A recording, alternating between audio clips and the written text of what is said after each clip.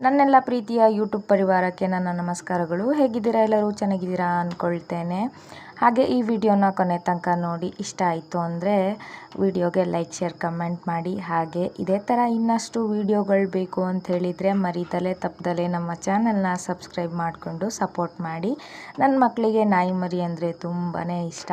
ನನ್ನ ಮಗ ಅಂತೂ ಅದು ಸಾಕಬೇಕು ಇದು ಸಾಕಬೇಕು ಅಂತ ಹೇಳ್ತಾ ಇರ್ತಾನೆ. ಹಾಗೆ ನಮ್ಮ ಬೀದಿನಲ್ಲಿರುವಂಥ ನಾಯಿಗಳೆಲ್ಲನೂ ದೊಡ್ಡ ನಾಯಿಗಳು ನಮ್ಮ ಮನೆ ಹತ್ರನೇ ಮಲಗಿರ್ತವೆ.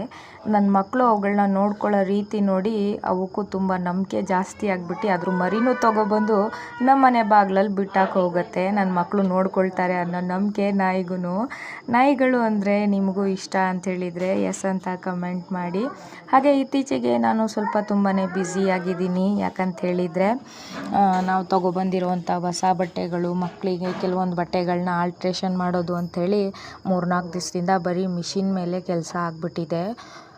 ನೀವೆಲ್ಲ ಅನ್ಕೋಬೋದು ಯಾಕೆ ಅಷ್ಟು ಬ್ಯುಸಿ, ಅಷ್ಟು ಬಟ್ಟೆ 3 ದಿವಸದಿಂದ ಹೊಲಿಲೇಬೇಕಾ, ಏನು ವಿಷಯ ಅಂಥೇಳಿ. ವಿಷಯ ತಿಳ್ಕೊಬೇಕು ಅಂದರೆ ಮುಂದಿನ ವೀಡಿಯೋಗಳಿಗಾಗಿ ಕಾಯ್ತಾರಿ. ಖಂಡಿತ ಏನು ವಿಷಯ ಅಂತ ಅಪ್ಲೋಡ್ ಮಾಡ್ತೇನೆ. ಹಾಗೆ ನಾನು ಬಟ್ಟೆ ಕಟ್ ಮಾಡ್ತಾ ಇದಕ್ಕಿದ್ದಂಗೆ ಸಿಡ್ಲು, ಮಳೆ, ಗುಡುಗು ಜೊತೆ ಬಿರುಗಾಳಿನೂ ಸ್ಟಾರ್ಟ್ ಆಗಿಬಿಡ್ತು ನಮ್ಮೂರಲ್ಲಿ.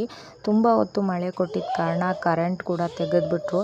ಬಟ್ಟೆ ಕಟ್ ಮಾಡೋಕ್ಕೆ ಅಂತ ಕೂತಿದ್ದ ಕೆಲಸ ಕೂಡ ಅರ್ಧಕ್ಕೆ ನಿಂತು ಹೋಗಂಗೆ ಆಗ್ಬಿಡ್ತು. ಮತ್ತು ಕರೆಂಟ್ ಬರೋ ತನಕ ಕಾಯ್ಕೊಂಡಿದ್ದು ಕರೆಂಟ್ ಬಂದಮೇಲೆ ಮತ್ತೆ ಪ್ಯಾಂಟ್ ಪೀಸ್ನ ಕಟ್ ಮಾಡಿದೆ. ಈ ಬಟ್ಟೆ ಹೇಗೆ ಕಟ್ ಮಾಡಿದೆ ಅನ್ನೋದನ್ನ ನೆಕ್ಸ್ಟ್ ವೀಡಿಯೋದಲ್ಲಿ ಹಾಕ್ತೀನಿ, ತಪ್ಪದಲ್ಲೇ ನೋಡಿ.